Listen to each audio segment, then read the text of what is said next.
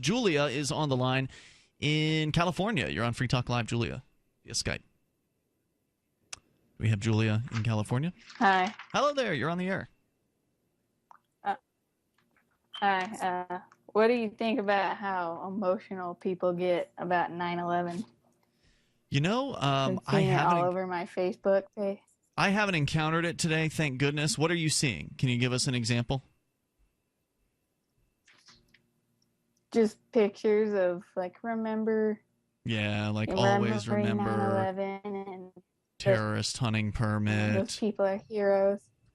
Well, I mean, it's to be expected. I mean, most people in America are not of the understanding that freedom could be the solution rather than sending military men over and creating another terrorist attack down the line, and more and more and more as more people are murdered, as apparently Barack Obama plans to continue murdering people in the Middle East. We haven't gotten to that in detail yet here tonight, but he gave some sort of speech last night outlining his plan for more war. So, unfortunately... In war, innocents die. Did something special happen on 9/11 or something? I think I forgot. Yeah, it's been a long time. Of course, we're talking about 9/11/2001 for anybody who has been in a cave and not paying attention to what day it is. But yeah, it's frustrating. Well, I feel bad for the people that died on 9/11, but I always feel like the remember thing is about vengeance. It's not about, to me, it's not really, it doesn't seem to be about anything else. It always seems to be about, don't forget who did this to us.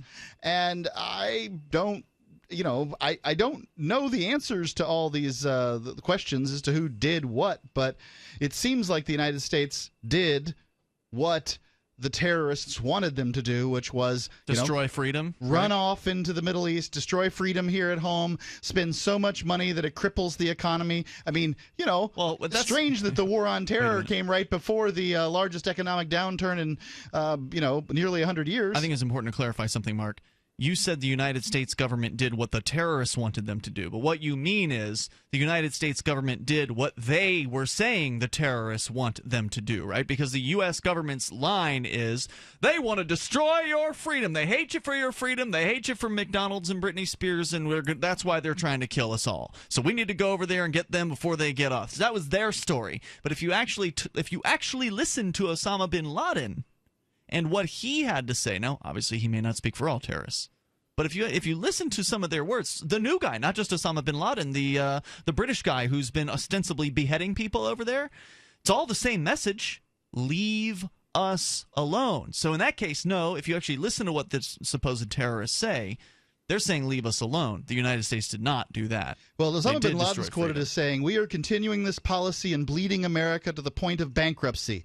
Allah willing, and nothing is too great for Allah." So what his goal apparently was to get the United States involved in these wars so that it would bleed it economically. Well, that may be their policy now that the wars are continuing, but the original request was, please stop bombing us. Stop killing our family members over here, and we'll leave you alone. I mean, that was the original request, and the United States government did not do that. There weren't that many killings going on before 9/11 over there. What it was an occupation. They didn't like the United States being there. It wasn't the death. It was the policing of the illegitimate policing of that area. Well, they were meddling in the politics. I don't think Osama bin Laden gives a flying flip at a rolling donut at who dies. I really don't think he does. But he will use the outrage would have used the outrage over death to get what he wanted.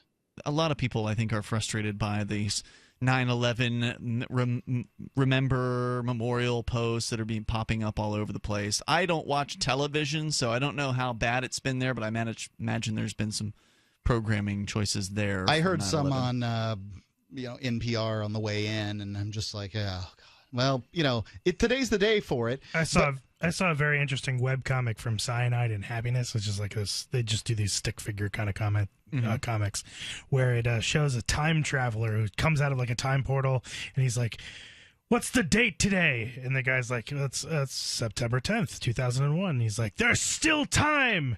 And then he goes and it shows him at the a stock exchange, and he's like, "Put all my money on Apple." Yeah. You There you know, go. the thing about these remembrance things is it always seems over and over again to be used as a cudgel to Blame the Muslims. Well, against Muslims, more aggressive U.S. Stir foreign up policy. for war. Yep. And it's not that I don't feel terrible for, I think it was a whole all those rescue dogs that died in 9/11 or whatever happened, but people are using it, and the media is using it too. Oh, well, not that much going on in the news. You can believe if something exciting was happening in the news, some celebrity had released a sex tape or whatever, that would be the front story. But no, it's 9/11 and not that much is going on. We'll use this. Awfully coincidental that Barack Obama gave his little speech just before 9/11, right? Like, perfect time of the year to start stirring up support for a new war. From what I understand, according to, I don't know if the AP, the AP, Obama to send 475 additional troops to Iraq, and he's got even more plans to commence some more killing in the name of freedom. 855-450 And he free. ran on promising peace. 855-450-3733. Old George Bush ran on no nation building, so Right. they're all the same. You can take control. America here. loves its liars. Free Talk Live, 7 nights a week from 7 to 10 Eastern, live on the Liberty Radio Network at LRN.FM.